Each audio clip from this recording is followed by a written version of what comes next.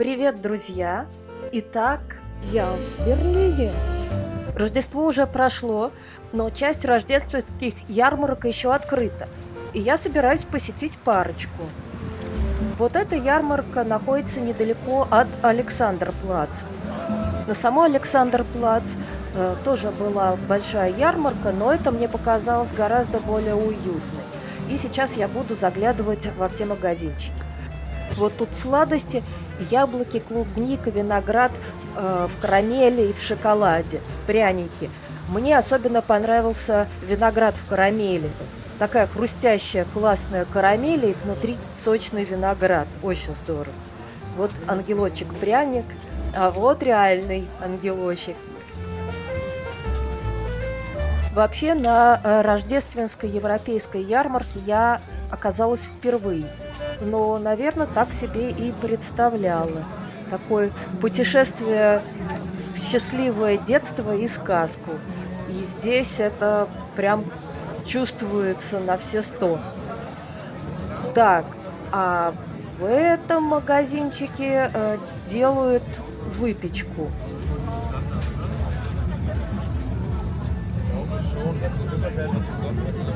Мне, естественно, захотелось попробовать. Я купила один такой рулет, но, честно признаться, выглядел он лучше, нежели был на вкус.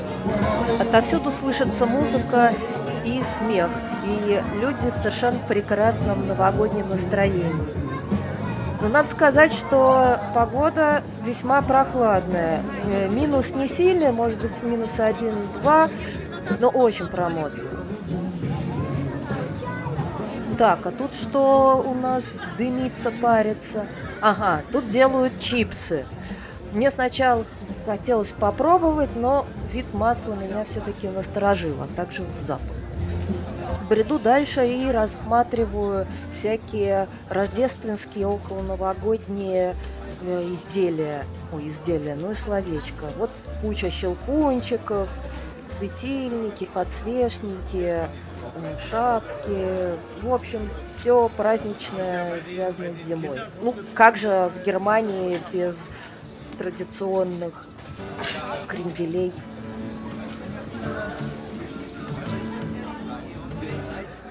А тут мы видим сыры. Вот этот вот большой полукруглый справа, что был, на самом деле это не настоящий сыр. Да, вот этот вот огромный. Я потом, когда бродила, в другой лавочке он упал на землю. И стало понятно, что это муляж. Картонный или пенопластовый. А тут колбаски. Но я, увы, их не попробовала, ограничилась только маленьким кусочком сыра.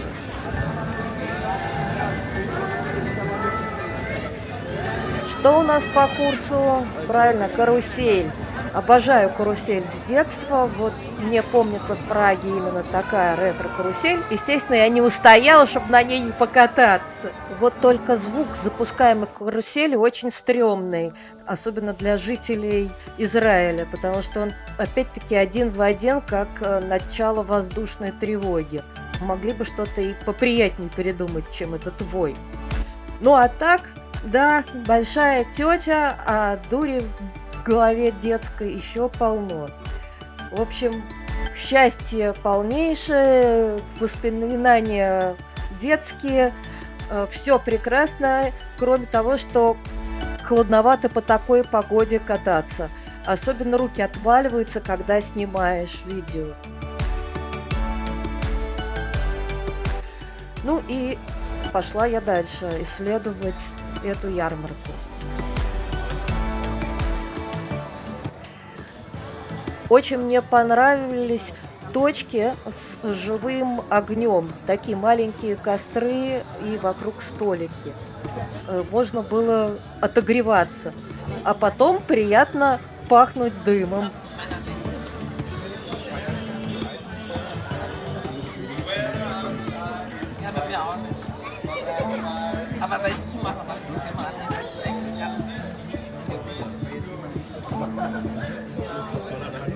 По всей ярмарке полно точек, продающих горячие напитки. От чая и кофе с какао до, естественно, глинтвейна и других экспериментов. Я даже нашла и попробовала, представляете, горячий апероль шприц. Я не уверена, конечно, что они нагревали просекко, скорее это была горячая вода, но меня впечатлило и порадовало. Вот один из таких магазинчиков баров. У него, кстати, был еще маленький крытый зал, и там сидело две девушки и в тепле они радостно выпивали что-то. Очень мне нравится, как здесь все украшено. Каждый нюансик добавляет радости и праздника. Ну, к карусели я буду все время возвращаться, такое сердце ярмарки.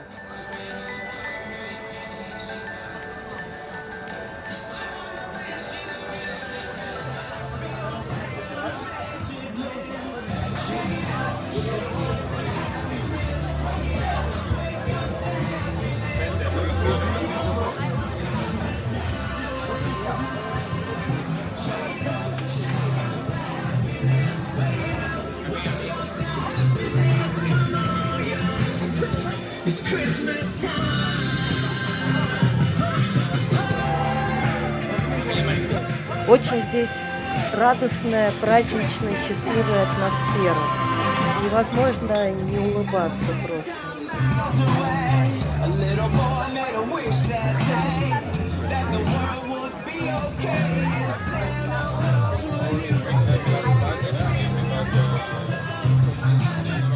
А вот издалека заприметила красивый магазинчик, и это оказались большие объемные бумажные звезды, такие звезды-лампы. Маленькую себе утащила, ну как утащила, купила, конечно. Нравятся мне они очень.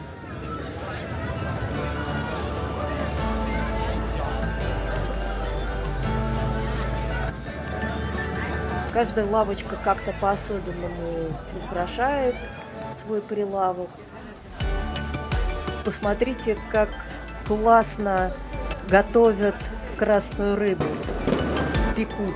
Ну, естественно, звуки салютов постоянно со всех углов, из всех дворов. И это не общественно, это люди сами тут запускают. В сам Новый год была потом какая-то невозможная канонада. Много керамики.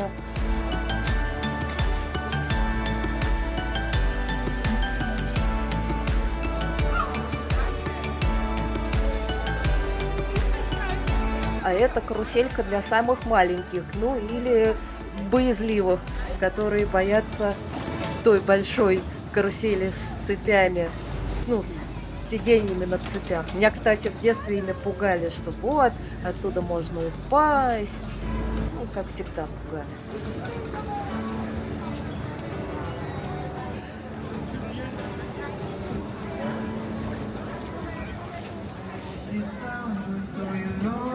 А это, как я поняла, что-то типа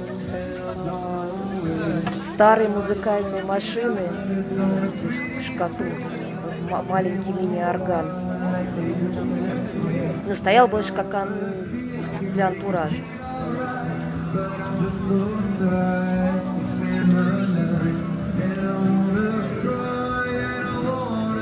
Уличный музыкант. Песня, конечно, не супер рождественская в плане трагичности, но зато всеми любимая.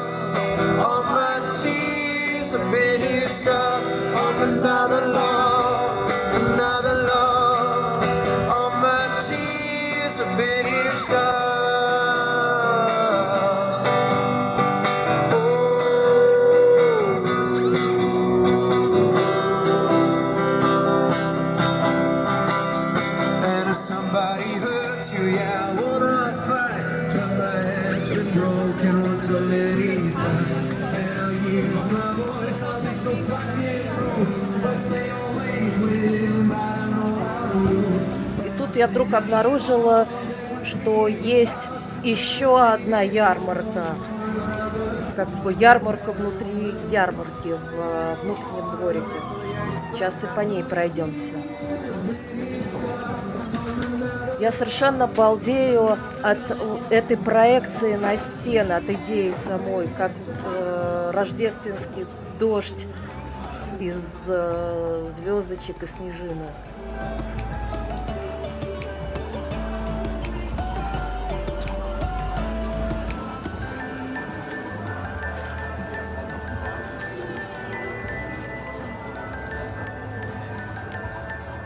Всякие валенные игрушки и вязаные тоже.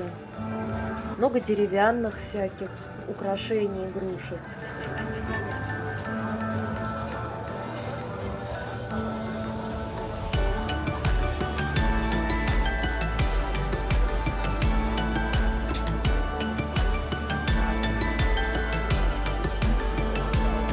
Да что вон матрешки спрятались за елкой, казалось бы.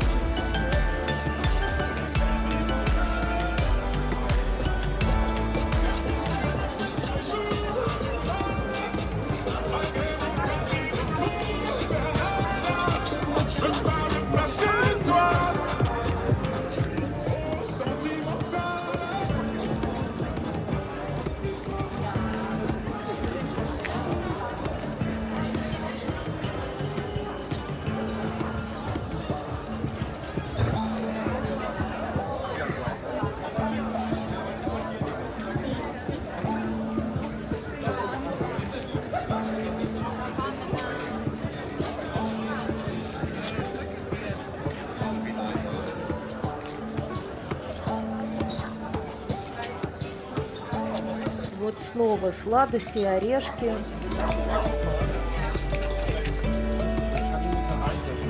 Вот тот самый виноград в карамели, который мне очень понравился, и клубника в шоколаде. А это совершенно замечательные керамические печи для благовоний. И я не удержалась, себе тоже одно купила, очень понравилось, как дым идет из трубы, классная идея. Елочку тоже хотелось купить керамическую, но я себя остановила, потому что, как всегда, я путешествую с очень маленьким чемоданчиком carry on, и туда, как всегда, ничего не влезает. Вот эта проекция на стены определенно дополняет и создает больше ощущение волшебства.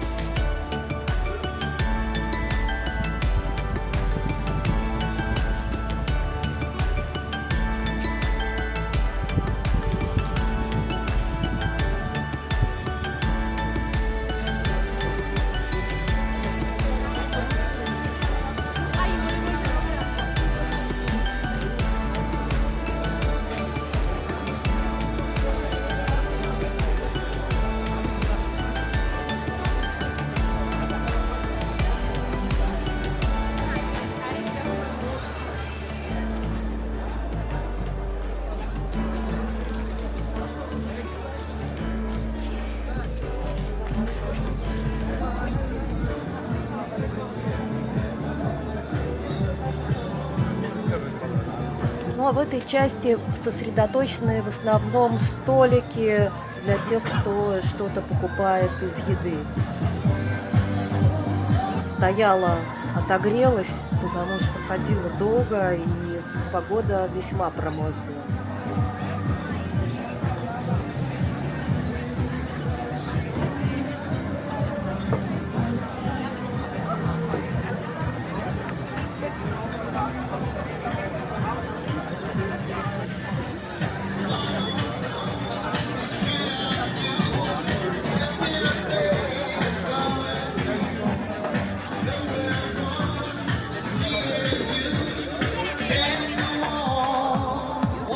по этой ярмарке прошлись по всей. И сейчас я потихоньку буду перебираться поближе к другой ярмарке.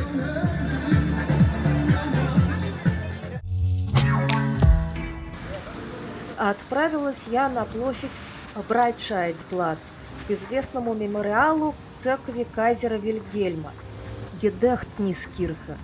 Среди жителей Берлина эта церковь получила неофициальное название «Полый зуб». Мне очень было интересно посмотреть на эту церковь, а заодно и посетить рождественский базар, который расположился как раз вокруг нее на площади. Про рынок и ярмарку я сейчас чуть меньше буду рассказывать, а хочу немного рассказать о этой самой мемориальной церкви. Она была сооружена по проекту архитектора Франца Швехтена в 1891-1895 годах в честь первого германского кайзера Вильгельма I по поручению его внука, последнего кайзера Германии Вильгельма II. Долгое время церковь была самой высокой церковью Берлина. Ее высота составляла 113 метров.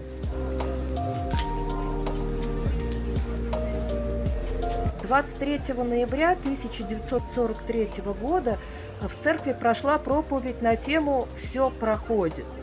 Ну а спустя несколько часов храм был разрушен в результате бомбового налета союзников. Когда после войны возник план построить на месте разрушенной церкви новое здание, жители Берлина стали активно протестовать, и руины когда-то 68-метровой башни были сохранены на специально сконструированной платформе. Вот как раз сейчас мы видим перед собой эту старую полуразрушенную башню и новую. Поскольку вокруг руин архитектор Эгон Айерман создал новые детали здания. И новую уже церковь прозвали «Синей церковью». А почему, мы узнаем чуть попозже.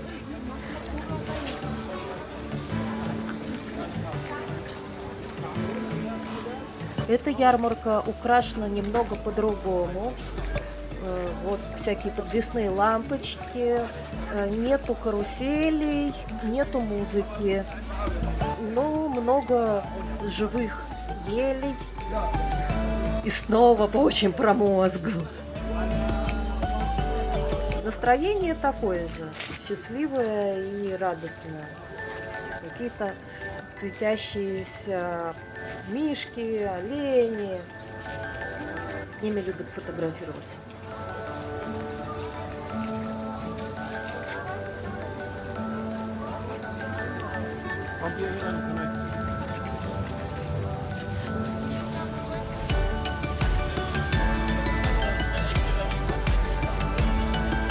В магазинчиках продают все примерно такое же, как и на той первой ярмарке было.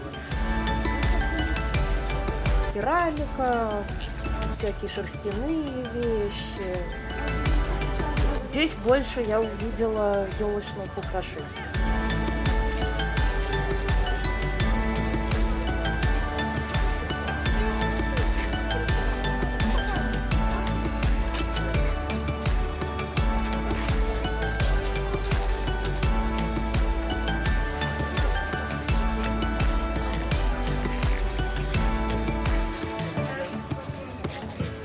Вот снова сладости, насыщенный, наполненный киоск.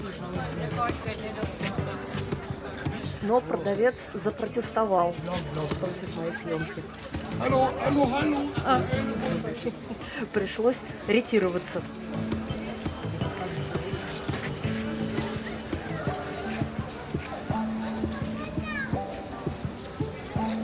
Это я уже вышла за пределы территории ярмарки, посмотреть, как она выглядит со стороны.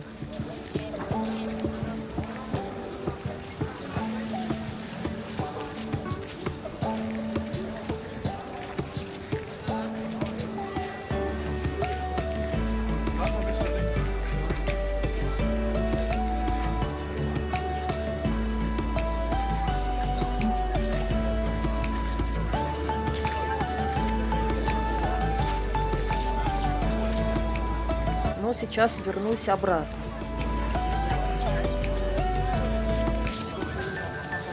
Ярмарки эти работают до 9 вечера.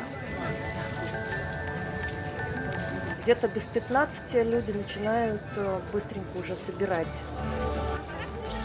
все, что они продают, и ярмарка закрывается.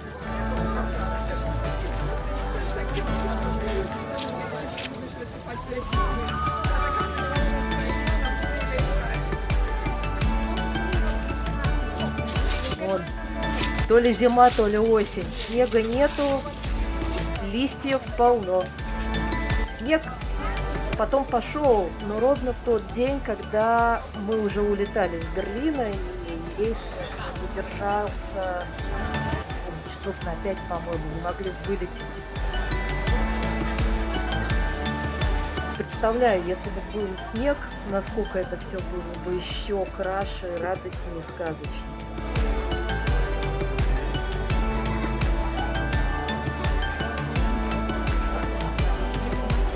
Кабачок под открытым небом. Понравились мне эти бочки со столиками внутри.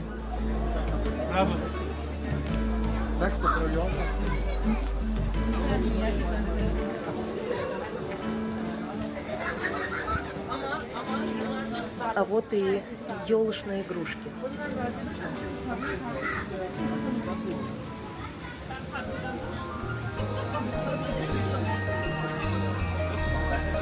Большой выбор от деревянных и гипсовых до действительно стеклянных.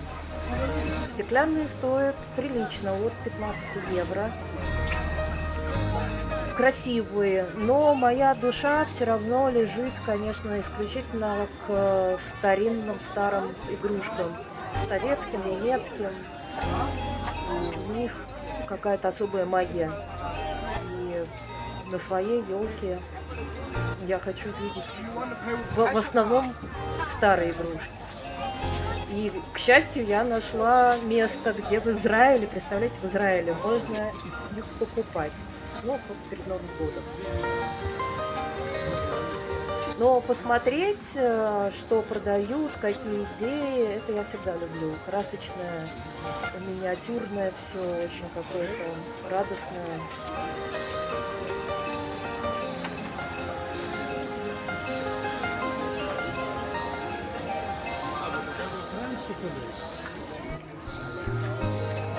Снова бумажные звезды.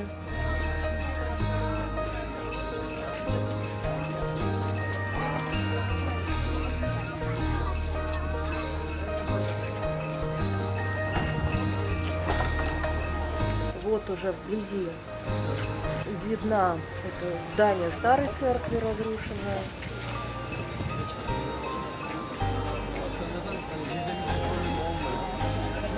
Магазинчик в стиле пряничного домика. Прям вообще волшебно. Хотелось отломить кусочек от вывески.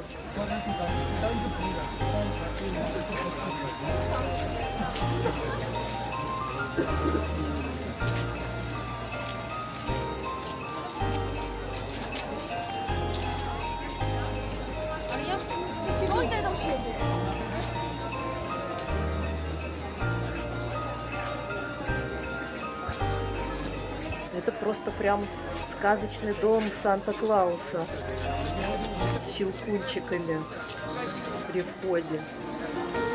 На самом деле это магазин елочных игрушек. Прям большой такой.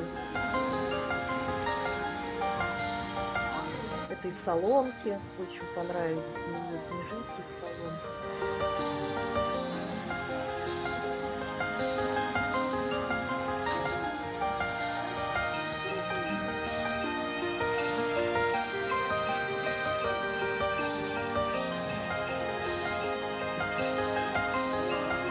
Но и здесь мне не разрешили снимать.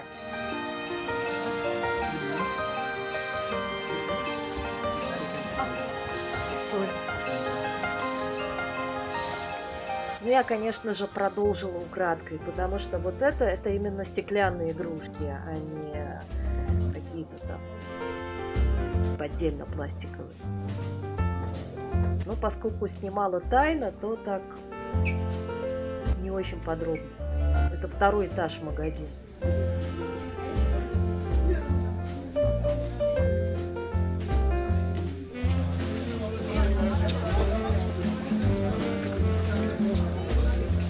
Витрина замечательная.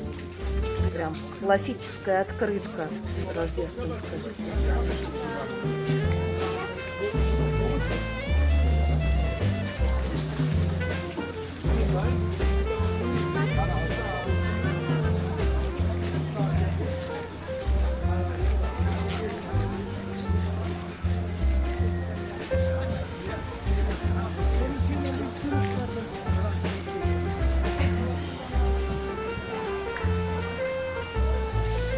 Ярмарка ровно вокруг мемориальной церкви расположена. Это сейчас фактически по кругу.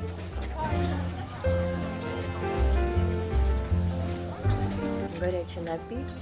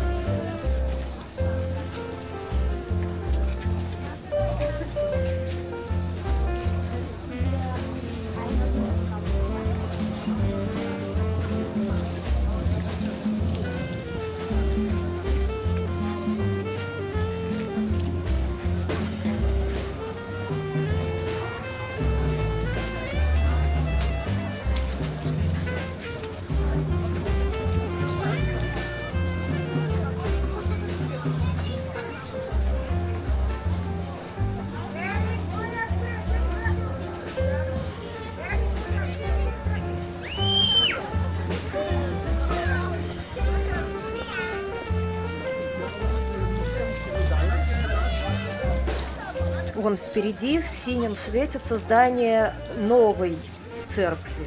Собственно говоря, и синей церкви потому и прозвали.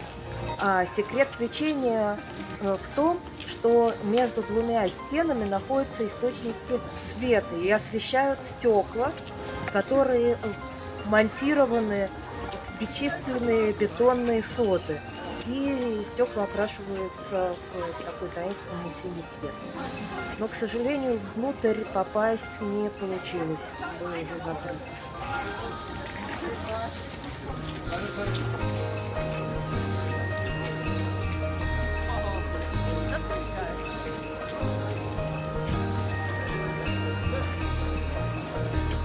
Вот как раз видно полностью стену.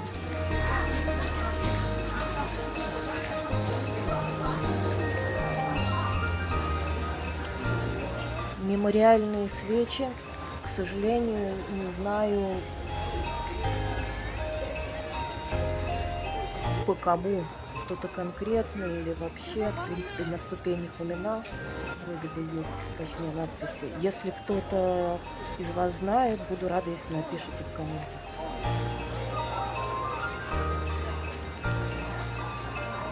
А это вот старая разрушенная башня. Между ними двумя стояла елка, но как назло у меня камера ничего там не записала.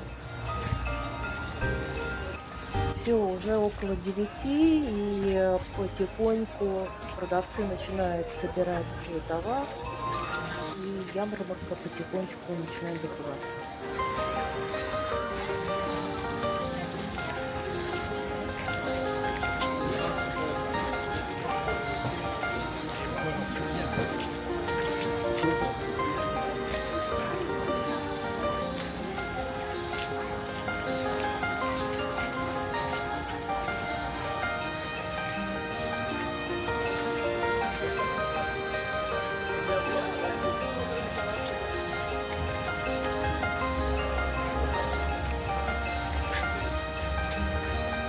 Еще раз взгляну на мемориал.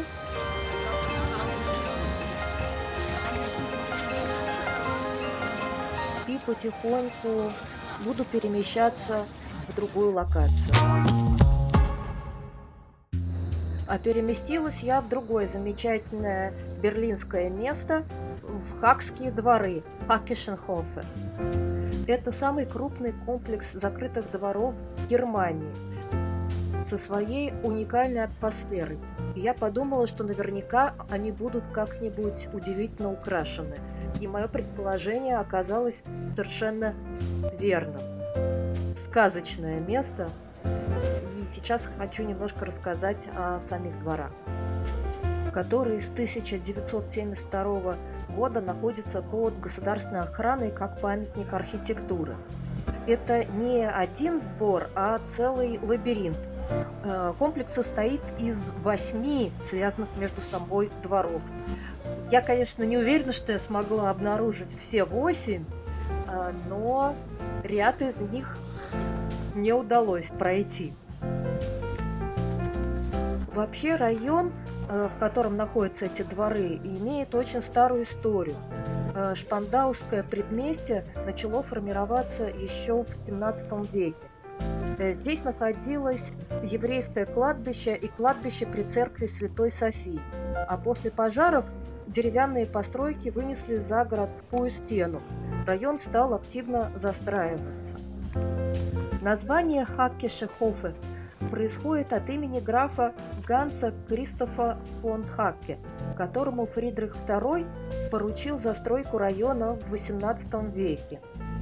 Сами Хакские дворы официально открылись в 1906 году, когда Берлин считался уже столицей готовой одежды.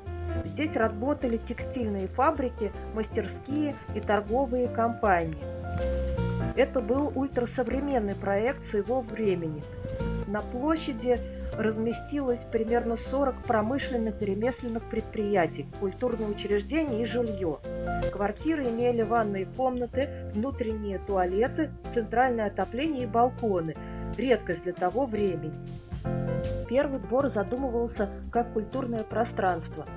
Здесь находился праздничный зал, где проходили семейные торжества, юбилеи компании и общественные мероприятия. Это было место встречи и общения жителей всего квартала. В общем, Хакские дворы были настоящим городом внутри города.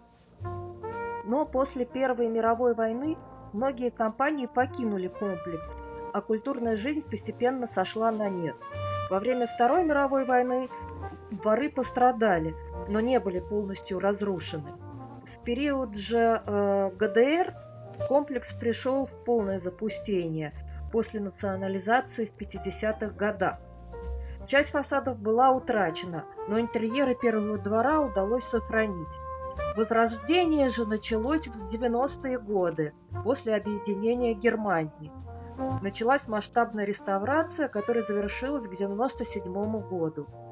Комплекс, в общем-то, получил вторую жизнь, сохранив свой исторический облик. Сегодня тут очень много всяких галерей, дизайнерских магазинчиков и кафе. Но я сейчас пришла в то время, где-то в районе 10 вечера, когда все закрыто, как видите, и можно только позаглядывать в темные витрины. А часть, кстати, жилых дворов вообще закрывается на ночь, чтобы жители могли спокойно отдыхать от шума. Сейчас это одно из самых дорогих мест Берлина. Вот как раз какой-то из магазинчиков. Я же люблю заглядывать во всякие подворотни, дворики, окна и витрины. Сейчас и сюда загляну.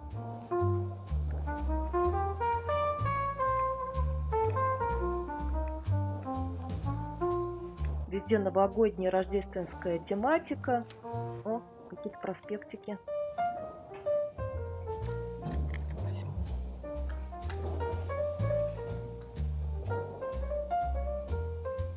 Утянула проспект, потом посмотрела дома, ну как-то не сильно впечатлилась. Но так очень мило на подоконнике лежит. В общем, невероятно уютные дворы, каждый из них как-то украшен по-своему.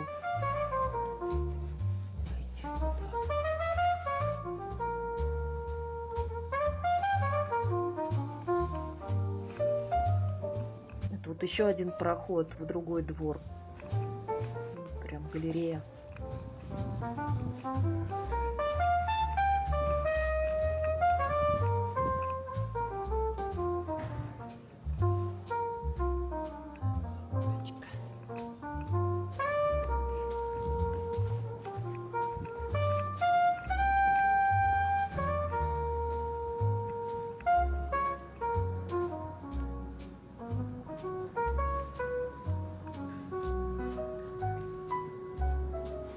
кафе. Так классно, когда разноуровневые постройки. Посмотрите, какой балкончик и козырек под ним. Удивительно.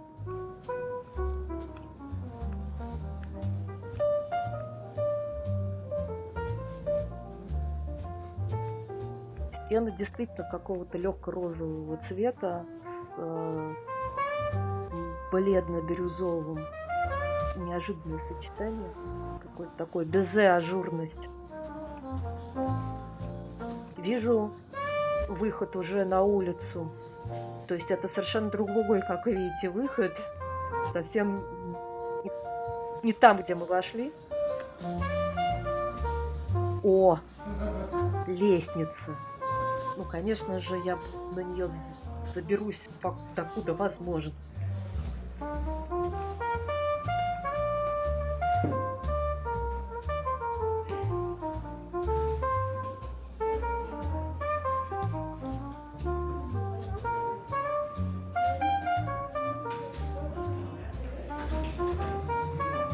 Обалдеть, какой вид и точка обзора. Почтовые ящики, вероятно, тоже жилой.